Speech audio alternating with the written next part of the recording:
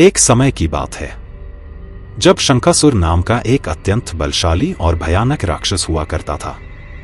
उसका आतंक इतना भयानक था कि देवता भी उससे घबराकर भाग गए और मेरु पर्वत की एक गुफा में छिप गए।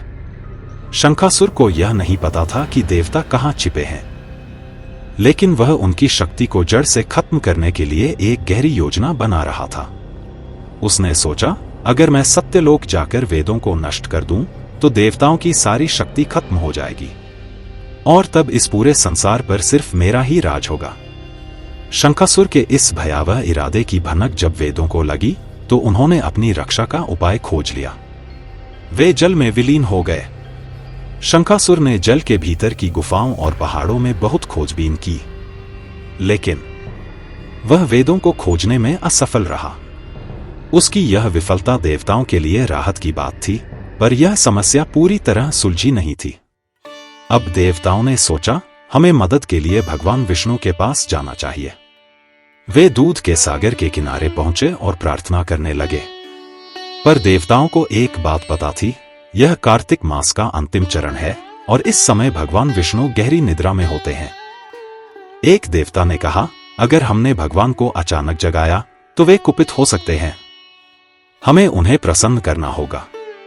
चलो हरे कृष्ण का जप करते हैं। और तब सभी देवता भक्ति भाव से मंत्र जपने लगे। हरे कृष्ण कृष्ण कृष्ण हरे हरे, हरे राम राम राम हरे हरे। उनके शब्दों में इतनी श्रद्धा और समर्पण था कि भगवान विष्णु उनकी प्रार्थना से जाग गए।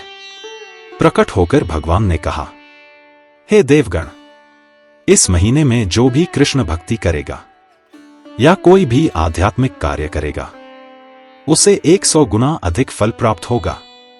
उनकी इस घोषणा के बाद कार्तिक मास, जिसे दामोदर मास भी कहते हैं, अत्यंत शुभ और फलदायी माना जाने लगा।